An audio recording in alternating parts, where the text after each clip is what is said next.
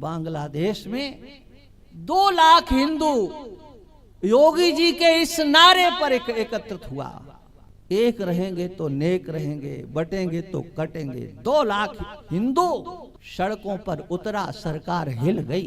ये नहीं कहा गया कि हिंदू बोले पिछड़े मारे गए, वहां जाट मारा गया, वहां ठाकुर मारा गया, वहां ब्राह्मण मारा गया। कैसे हम लोगों को बांटा गया। कश्मीर में हिंदुओं पर आक्रमण हुआ। एक बात समझना अच्छी तरह से, कश्मीर में हिंदुओं पर आक्रमण हुआ तो कहा गया कि ब्राह्मण मारा जा रहा है।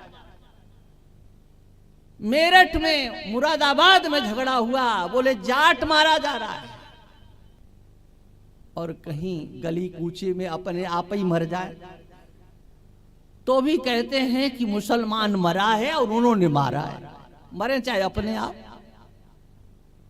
वहां कोई मरता है तो मुसलमान मरता है, और यहां जब कोई मारे जाते हैं तो उनको जातियों में विभक्त करके देखा जाता है ताकि दूसरे लोग, हाँ तो ब्राह्मण मर रहा है तो मरने दो, ये बैकवर्ड वाले मर रहे हैं, शेड्यूल कास्ट वाले बंगाल में मारे जा रहे हैं, ये SC ST का नारा देने वाले हजारों हिंदू, हमारा हिंदू जिसको पिछड़ा वर्ग कहा जा रहा है, बंगाल में मारा गया।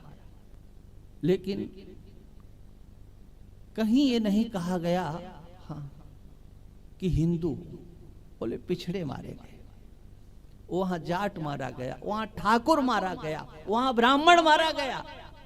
वो सब एक शब्द से एकत्रित हैं और वो शब्द है मुसलमान, और हम बिखरे हुए हैं। इसलिए हम सब सनातनी हिंदू हैं, हम हिंदू पहले हैं, बाद में और कुछ है। इसलिए आज आवश्यकता है, जो योगी जी ने नारा दिया था, है ना, एक रहोगे तो नेक रहोगे, एक रहोगे तो सेफ रहोगे, बटोगे तो कटोगे। अभी की बात है, 2 दिन पहले की, कनाडा में हिंदू अपने मंदिर में दिवाली मना रहे थे, और जो अहिंदू थे, जिनको कि सिख कहते हैं, वो सिख नहीं है वास्तव में, ये षड्यंत्र है। जिन हमारे गुरुओं ने सनातन धर्म की रक्षा के लिए अपने प्राणों का न्यौछावर कर दिया। गुरु गोविंद सिंह के दोनों बेटों ने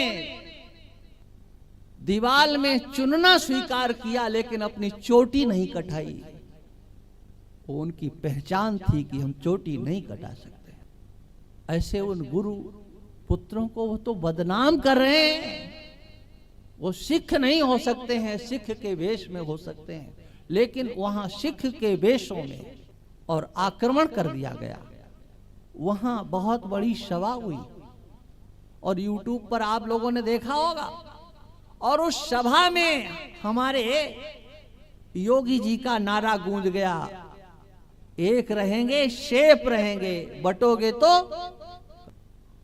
कनाडा में, और वो संगठित हुए, और वो जो उग्रवादी जो कुछ अपने को समझते थे, हिंदुओं ने एकत्रित होकर के उनको मुंह तोड़ जवाब दिया, उनको भागना पड़ा, वहां पिट गए। और अभी थोड़े दिन पहले, लगभग 1 सप्ताह हुआ होगा, बांग्लादेश में 2 लाख हिंदू योगी जी के इस नारे पर एकत्रित हुआ, एक रहेंगे तो नेक रहेंगे, बटेंगे तो कटेंगे। 2 लाख हिंदू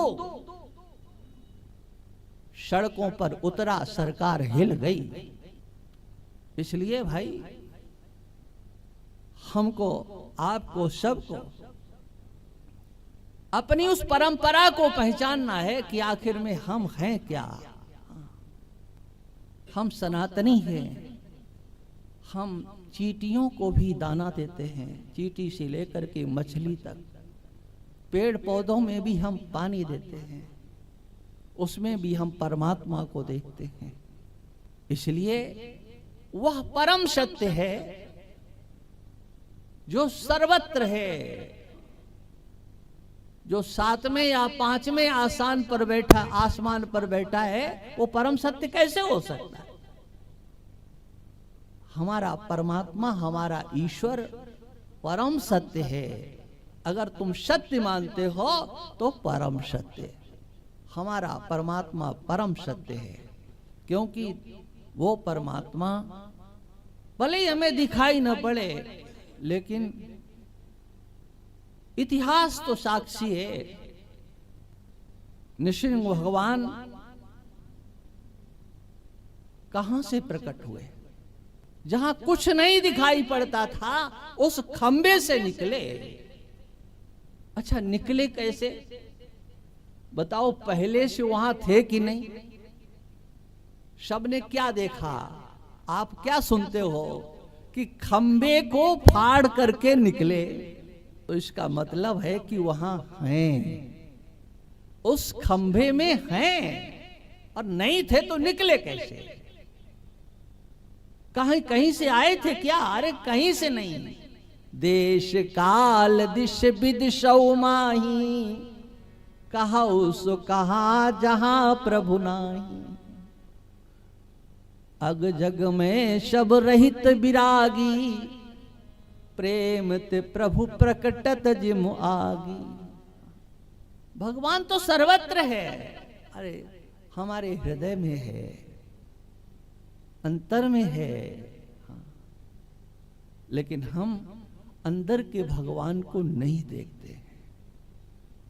जो अंदर के भगवान को नहीं देखते हैं ना, उन्हें बाहर भी नहीं दिखाई पड़ता है, और वह फिर किसी भी प्रकार का दुराचार दुष्कर्म करने में हिचकते नहीं है।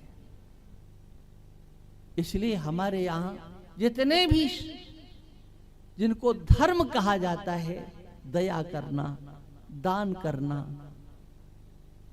अहिंसा का पालन करना, सत्य बोलना आदि जो भी है, ये सब किस लिए? कि आप जिसके साथ व्यवहार करते हो उसके अंदर ईश्वर बैठा है।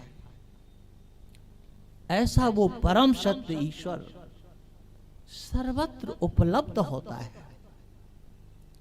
वैकुंठ में है, गोलोक में है, साकेत में है, जगन्नाथपुरी में है, अयोध्या में है, हमारे धामों में भगवान है। लेकिन इतना सब होते हुए वह हमारे हृदय में भी है। ऐसे उस भगवान को हम परम सत्य कहते हैं।